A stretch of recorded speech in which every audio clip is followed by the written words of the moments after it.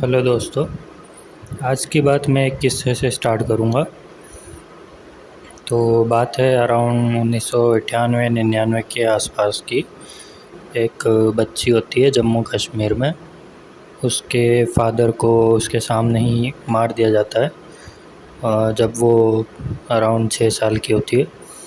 और वो उस हादसे से इतनी ज़्यादा सदमे में चली जाती है कि वो मतलब बोलना ही भूल जाती है। फिर होता ये है कि उसी समय वहाँ पर एक 21-22 साल के यंग आर्मी ऑफिसर की पोस्टिंग होती है। वो जस्ट कमीशन्ड ही हुए होते हैं। और फिर जब उन्हें उस बच्ची के बारे में पता पड़ता है तो वो उस बच्ची से मिलते हैं। वो फिर उसे वापस नॉर्मल होने में हेल्प करते हैं। उससे कई बार मिलने जाया करते हैं, उसके लिए गिफ्ट्स ले जाते हैं और उसको डॉक्टर के पास भी ले जाते हैं ताकि उसको मेंटली सपोर्ट किया जा सके। फिर धीरे धीरे वो बच्ची ठीक हो जाती है एंड बोलने भी लग जाती है। तो अब यहाँ तक आपको स्टोरी बहुत प्यारी लग रही होगी, लेकिन एक सोल्जर की लाइफ इतनी आसान कैसे हो सकती है। तो होता यूँ है कि तभी उन ऑफिसर को बुलावा आता है करगिल वॉर का, और वो वहाँ बहुत ही वीरता से लड़ते हुए तोलोलिंग पर फतेह पाते हैं। लेकिन जब फिर उनको थ्री पिंपल्स की लड़ाई में भेजा जाता है तो वो वहाँ पर वीर गति को प्राप्त हो जाते हैं।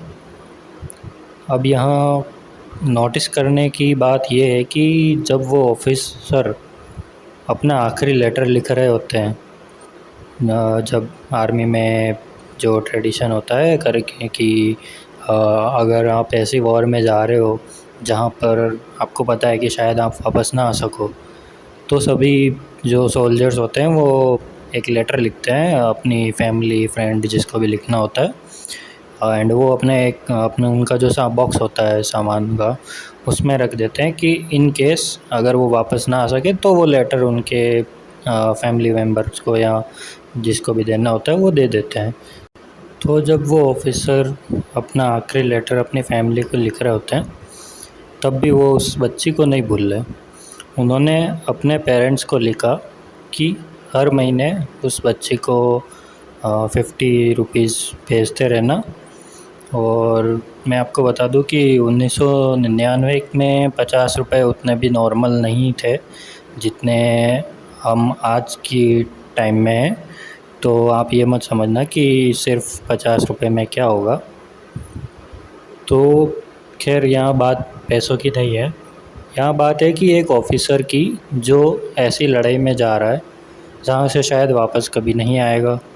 ऐसे टाइम पर अगर हम जैसे लोग अपने हम जैसे लोगों को ऐसा अगर सौभाग्य मिले तो हम अपने आखिरी लेटर में शायद अपने पेरेंट्स को, अपने बहुत ही ख़ास दोस्तों और अपने प्रेमी के अलावा और किसी को शायद याद नहीं करेंगे। क्योंकि एक पन्ने के लेटर में आप किस किस को याद करोगे। लेकिन वो ऑफिसर उस टाइम पर भी उस बच्ची को नहीं भूले जिसे उन्होंने फिर से एक नई ज़िंदगी दी, और उन्हें ये याद रहा कि वो भी उनकी ज़िम्मेदारी है। ये ऑफिसर थे कैप्टन विजयंत थापर। आप में से पता नहीं कितने लोगों को याद है या नहीं, but captain Vijayant Thapar second Rajputana rifles में कमीशन्ड ऑफिसर थे। एंड 1999 की करगिल वॉर में वो थ्री पिंपल्स की लड़ाई में जीतने के उस मिशन में लड़ते लड़ते वीर गति को प्राप्त हुए थे। महावीर चक्र से उन्हें सम्मानित किया गया था।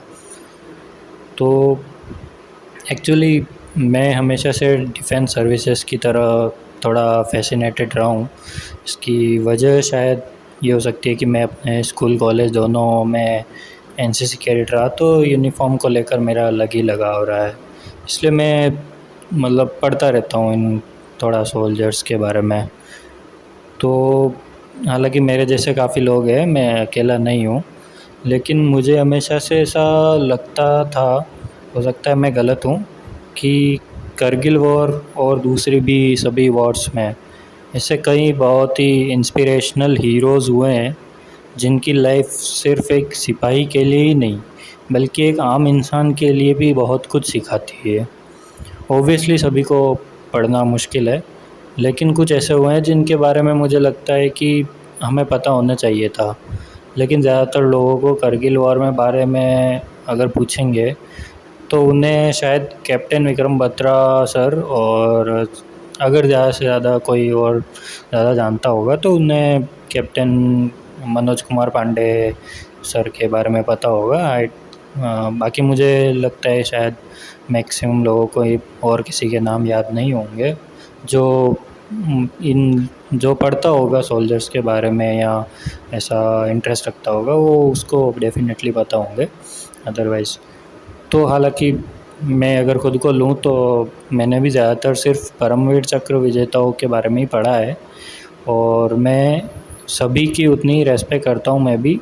लेकिन कुछ कैप्टन विजयन थापर जैसे भी हुए हैं जिनको लड़ाई में शायद मेडल उतना बड़ा नहीं मिला, लेकिन उनकी आर्मी के अलावा जो लाइफ रही वो आम लोगों के लिए और भी ज़्यादा इंस्पिरेशनल होगी, ऐसा मेरा जस्ट ओपिनियन है। तो इसलिए लेकिन ये किस्सा आज ही क्यों? दरअसल मैंने एक बार पढ़ा था कि कैप्टन थापर की माँ ने एक इंटरव्यू में कहा था कि उन्हें गर्व है अपने बेटे पर, लेकिन वो बस यही चाहती है कि सरकार और देश के लोग उन जैसे सिपाहियों को वो रेस्पेक्ट दे जो वो डिज़र्व करते हैं। लेकिन मुझे हमेशा से ऐसा लगता था कि हमने उन सभी को इतनी रेस्पेक्ट नहीं दी है, मगर शायद मैं गलत था या कहीं कि थोड़ा सा मैं इमोशनल था। जो भी तो वजह हो, जिनके बारे में मैं पढ़ चुका था उनको लेके मैं थोड़ा सा अटैच्ड कह सकते हैं। तो दरअसल हुआ यूँ कि कुछ दिन पहले ही मैं नोएडा शिफ्ट हुआ, और कल जब मैं मेट्रो से कहीं जा रहा था तो मेरी नज़र एक चौक टाइप जगह थी, वो शायद रोड क्रॉसिंग थी। तो वहाँ पर उस चौक का नाम लिखा था लेफ्टिनेंट विजयन थापर चौक। हालांकि यहाँ मुझे थोड़ा सा एक टाइम के लिए लगा कि वो तो कैप्टन बन चुके थे, फिर सभी जगह उनका नाम भी कैप्टन विजयन थापर है, तो फिर यहाँ लेफ्टिनेंट क्यों?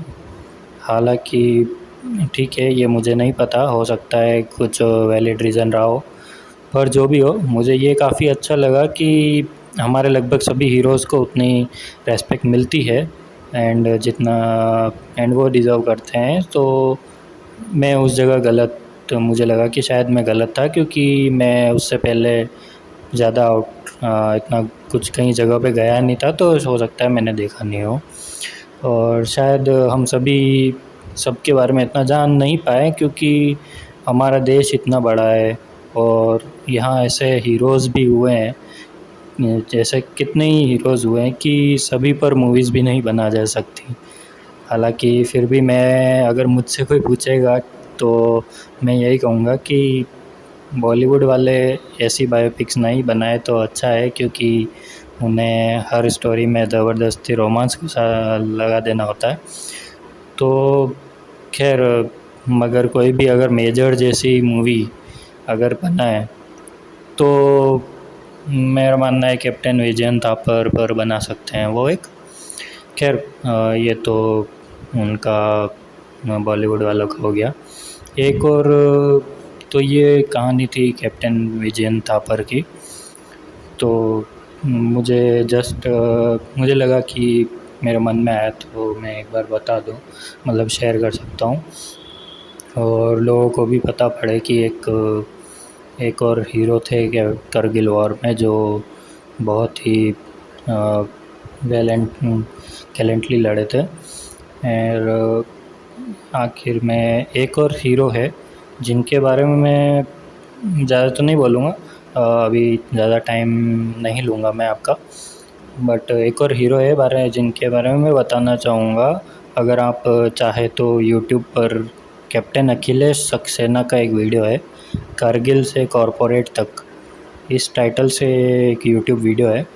आप उनकी स्टोरी भी वहाँ से देख सकते हैं या सुन सकते हैं, काफ़ी रोमांचक रही है उनकी स्टोरीज़ भी। और उसमें वो एक किस्सा भी बताते हैं जिसमें वो कैप्टन विजयन थापर और कैप्टन विक्रम बत्रा दोनों के साथ तोलोलिंग जीतने के बाद एक छोटा सा सेलिब्रेशन करते हैं। वो किस्सा आपको एलओसी मूवी में नहीं मिलेगा, क्योंकि वहाँ पर थोड़ा उन्होंने एक्चुअल फैक्ट से थोड़ा सा अलग इमोशनल वे के चक्कर थे। उन्होंने मूवी के चलते एक जल्दी उन्होंने बता दिया था कि वो सीन नहीं बताया उन्होंने। तो ये मेरे आज की टॉक्स रहे। बाकी जाते जाते मैं बस यही कहूँगा कि आज शायद जब उनकी माँ उस चौक से कभी गुज़रती होगी तो वो एक लंबी, और वो जब देखती होगी उस बोर्ड पे उस चौक का नाम लिखा हुआ है अपने बेटे के नाम पर, तो वो एक लंबी सांस लेकर अपने उस बेटे को याद करती होगी गर्व से, जिसने अपने आखिरी लेटर में भी ये लिखा था कि मुझे कोई अफसोस नहीं है, और अगर मैं अगले जन्म में भी इंसान बनता हूँ तो मैं फिर बड़ा होऊंगा, फिर से आर्मी ज्वाइन करूँगा और फिर से देश के लिए लड़ूंगा। आपका रॉबिन।